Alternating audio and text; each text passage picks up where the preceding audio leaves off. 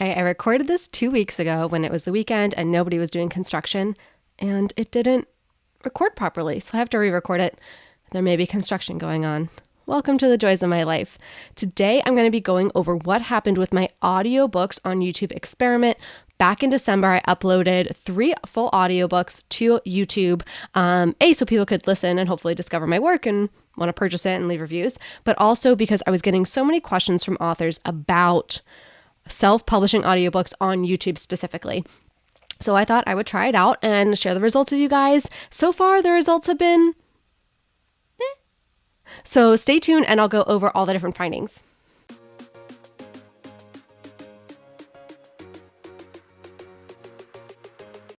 Hi, I'm MK. I'm an author and I love sharing my insights about all things books and publishing with you. Before I get into the details of today's topic, don't forget to hit subscribe. You'll be notified every week as I put out new videos about publishing, making a career of being an author, and now being a mompreneur. And back in December, I did this experiment where I put 3 full-length audiobooks on YouTube. I'm going to link them so you can check them out. So one was a full novella. It was a novella that was broken into 5 parts. It was narrated by a professional narrator, Lisa. I featured her on the channel before. And so that audiobook was published through all the regular channels before. It had just never been on YouTube. And I thought with doing this experiment, it would be great because the other 2 audiobooks were actually 2 different versions of the interview with a #VanLifer audiobook. So one was narrated by me and one was narrated by AI. Before you throw tomatoes at your screen, when I introduced this experiment back in December, I explained that the reason why I even had an AI version of this audiobook was back when Interview with a #VanLifer was released in October of 2022. I had no time to record it. I really enjoy recording my own audiobooks. It also gives me a chance to do a final typo check before I hit publish. And I just didn't have time to do that. I was working on getting the Author Your Ambition workbook out. And I said, okay, this is cool to test out, see what results I get. I can show you guys how to upload an AI audiobook via Google Play. And then I was always planning to go back and narrate it myself. So the actor who was out of work was me. It was me. And so I did go back and record it last year. And so I thought it would actually be fun, since I was getting questions about audiobooks on YouTube, to give people both options and literally let the data show which one people preferred, and get feedback on it. So the big questions I was looking to answer with this experiment were: 1, is YouTube a viable option for authors to distribute their audiobook? 2, how much money can you really make doing this? 3, should you upload as one long audiobook or break it up by chapters? And 4, do people even want to listen to AI audiobooks? All right, so the first question was, is YouTube a viable audiobook distribution platform?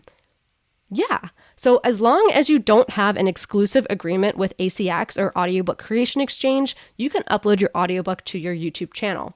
You need to have a cover image. And what I did, again, I'm linking over, but for my audiobooks, I had the cover square, over to the far side. And then I had details on the author, the narrator, please go leave a review would pop up. It was almost like the 1990s VH1 pop-up video with some facts about the stories. So I thought that would make it more engaging if somebody was just sitting there listening and happened to just click onto the screen. I think most people who listen to audiobooks on YouTube just have their headphones in and are doing something else, but just in case. One thing that I will say is that the views on these videos were really low for me. So the people who subscribe to my channel come here for easy answers to questions related to writing and publishing. And the audiobooks that I uploaded were my fiction audiobooks, okay? Not everybody who subscribes to this channel or who YouTube recommends my videos to necessarily likes short novellas about vampires or psychological thriller novellas. That just may not be their jam. So I would probably have done better to add my nonfiction audiobooks. But I do go back and update those from time to time. I literally later today have to go update one. And so I thought it'd be really frustrating to have to keep re-uploading files to YouTube just to keep it up to date. So I do want you to keep in mind, if your channel is currently all about one topic and then you upload your audiobooks that aren't a fit with that channel and that audience, your results might look like mine. Now, if you have just a strictly audiobooks channel, great. It's all about your audiobooks, your fiction. You write hockey romance, it's all hockey romances, whatever. That's what people come to look for. That's what YouTube knows to recommend. But then if you're starting with 0 subscribers, it's going to take a while to get monetized, to get YouTube to understand what your channel is about. You're only uploading one big batch all at once, so there's no frequent uploads. So it takes a while to get people to then find them. So just keep that in mind. Okay, 2. How much money can you make? Guys, I know you're so jealous right now over my $2 that I made on these audiobooks.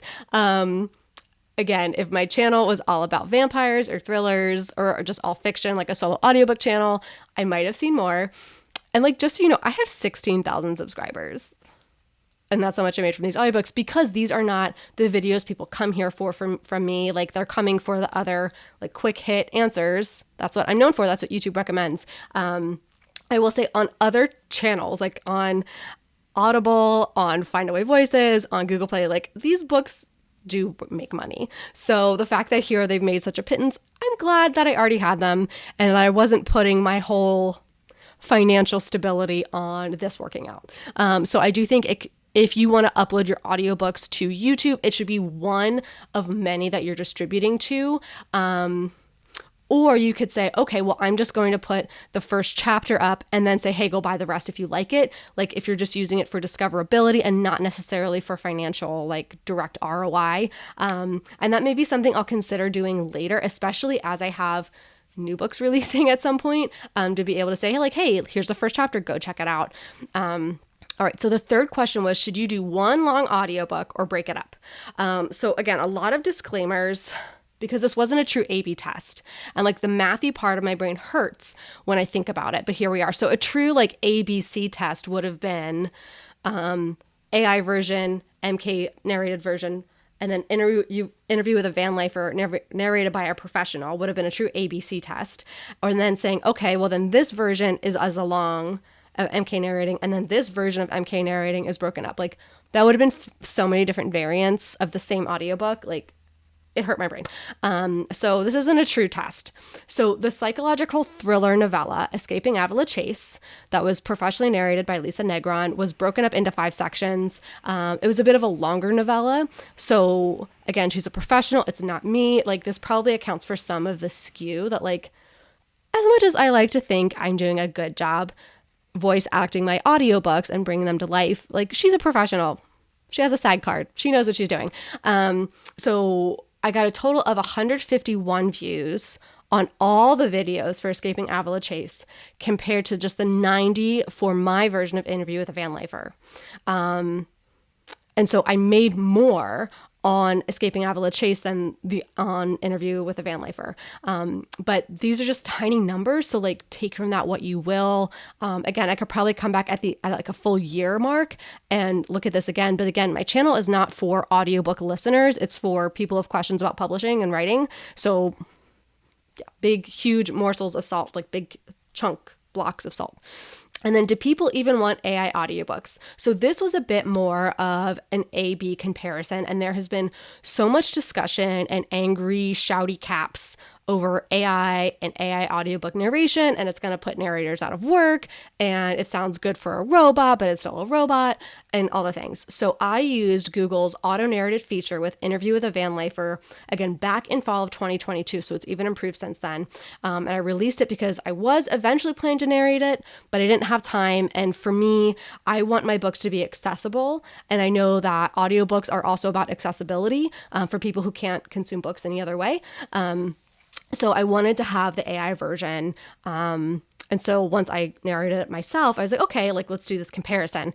So 66 people listened to the AI version compared to the 90 who listened to my version, compared to 151 who listened to a professional narrator. So I think what this is telling me is that people prefer humans, and people prefer humans who are well trained to do what they're doing over AI. Now, again, these aren't large numbers.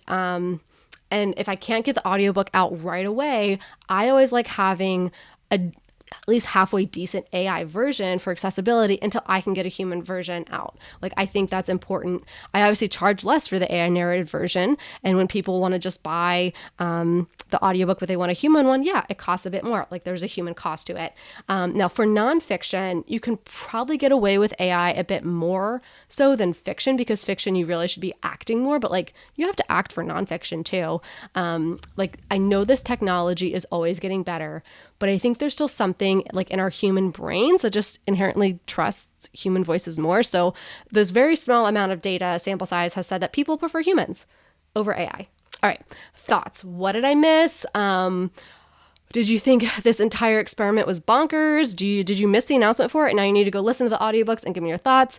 I'm happy to revisit this at the 1 year mark if you want to see that.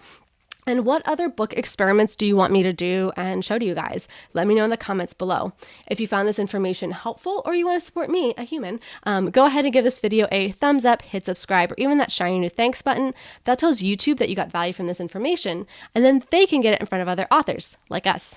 Now you can get back to writing your book.